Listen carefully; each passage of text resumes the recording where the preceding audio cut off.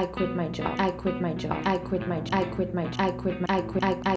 But what if that's not what you want? What if, God forbid, you actually like your job? Or what if you have ambitions in the corporate world? Look, I did quit my job. I even made a whole video about it that you can watch right here. But I do understand. You probably still have a regular job. And I doubt that you can just quit it right now or that you even want to quit. So here are my best tips on how to create your dream life while working a 9 to 5. You don't have to get up in the middle of the night. We often see these videos of people getting up at 5 or even 4 a.m. to get a whole day in before they actually have to head to work. And don't get me wrong, it is great to get a lot of quiet time in the morning, but it just simply doesn't work for everyone. I would consider myself a morning person, but getting up at 4 a.m? Hell no. I would have to go to bed at 8 in the evening to even get enough sleep, and that is not a life that I want for myself, and I doubt that is one that you want as well. Also, I could not even go to like the gym at 6 a.m. or something. It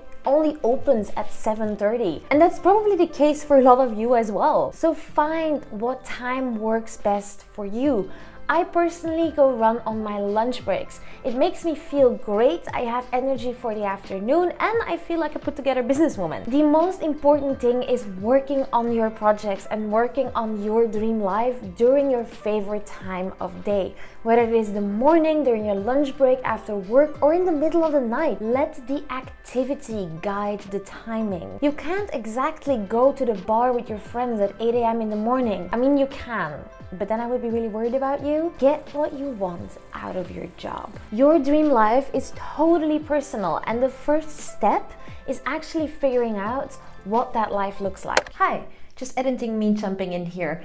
If you want help with figuring out what your values and what your dream life actually is, I have an ebook in the description box that you can check out. But let's take my dream life for example. Two of my main values are creativity and freedom.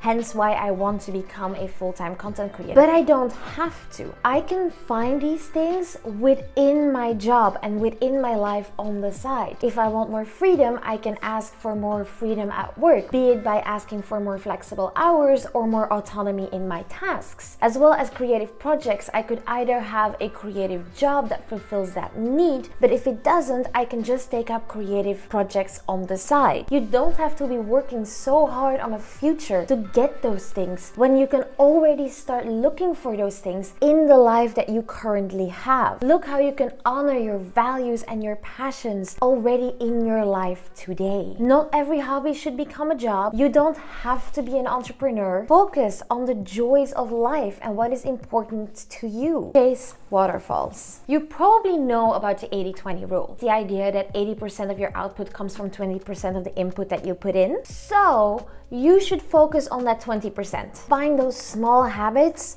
with big impacts. For me, it was my weekly reset that changed my life and that made me get that dream of having complete control over my life, which was something that seemed so unattainable, but those weekly and monthly resets only takes me about an hour every week, and it completely changed the game. Also, learning 5-minute strategies to deal with overwhelm and stress to get me back on track was an amazing thing to do. It changes how I approach things without having to put a lot of effort into them. It's the 20% that then impacts those 80% of output. Think about what you want and look for the most low effort ways of achieving that goal. Have that 20% of energy to manage the have to do's and then leave 80% for the things that actually fulfill you and that actually bring you joy. But you are more than your job. I want to tell you that while I understand that your career is important and that you probably have goals within that career, that you are so much more than your job. It is a trap to make your job your dream life, because we can't get all the fulfillment that we need in life from your job. It only leads to burnout. What makes you good at your job doesn't make you a good person. Your job is a big part of you, but the relationships that you have, the hobbies that you have, the type of interests interests and your personality are what makes you you. So make sure that you have your job, but that you have plenty of things on the side, because that will lead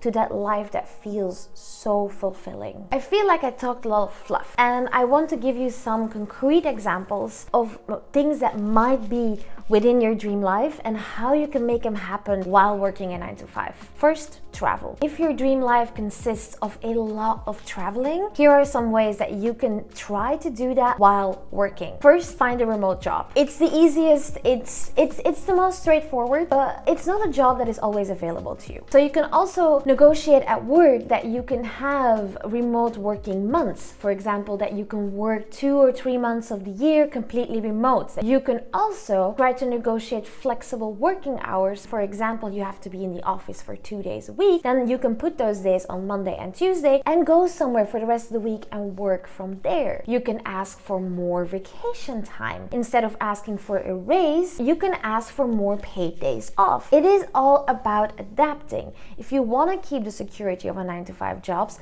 beat the hell out of those benefits too. A lot of connection. Remote working culture is a thing now. I try, for example, to go and have 1 or 2 coffee shop work dates with my friends every single week. I try to reach out to have more people in my life while doing the activities that I enjoy. It's an easy way of sharing the joy of doing that activity and having then that value of connection honored within your life. You can go and work in the office.